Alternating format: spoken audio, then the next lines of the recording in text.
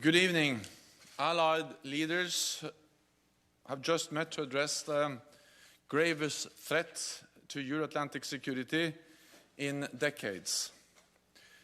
I invited NATO's close partners, Finland, Sweden and the European Union, to our summit because this crisis affects us all. Russia has shattered peace in Europe.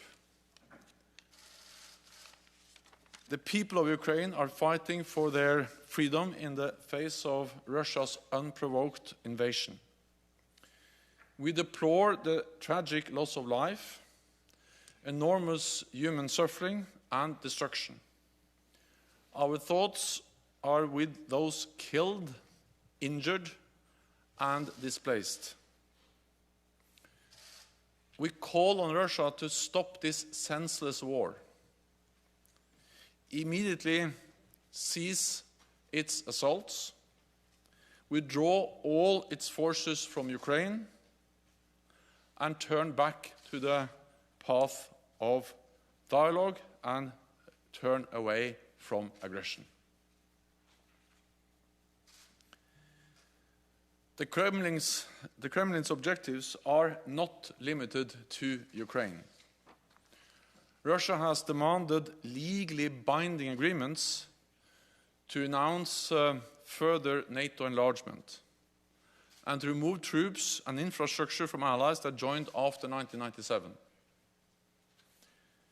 We are facing a new normal in European security, where Russia openly contests the European security order and uses force to pursue its objectives.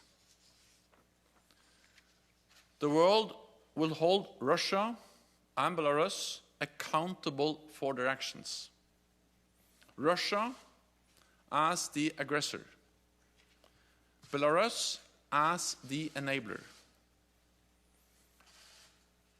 President Putin's decision to pursue his aggression against Ukraine is a terrible strategic mistake, for which Russia will pay a severe price for years to come. NATO allies and the European Union have already introduced significant sanctions, and many of our partners around the globe have joined us. We must stand ready to do more, even if it means we have to pay a price, because we are in this for the long haul. At the same time, the Russian people must know that Kremlin's war on Ukraine will not make Russia more secure. It will not make Russia more respected in the world.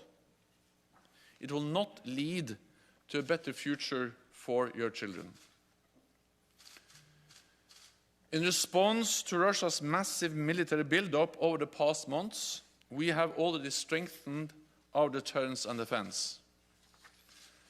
Yesterday, NATO allies activated our defense plans. And as a result, we are deploying elements of the NATO response force on land, at sea, and in the air, to further strengthen our posture and to respond quickly to any contingency. The United States, Canada, and European allies have deployed thousands of more troops to the eastern part of the alliance. We have over 100 jets at high alert, operating in over 30 different locations, and over 120 ships from the high north to the Mediterranean, including 3 strike carrier groups. There must be no space for miscalculation or misunderstanding. We will do what it takes to protect and defend every ally and every inch of NATO territory. Leaders today also made clear that we must continue our support to Ukraine. The Kremlin is trying to make NATO and the EU provide less support to our partners. So our collective answer must be more support to countries like Georgia, Moldova, and Bosnia-Herzegovina, to help them succeed with their democratic reforms and pursue the path that they have freely chosen. More than ever, this crisis demonstrates the importance of North America and Europe standing together in NATO. There is no security in Europe without a strong transatlantic bond.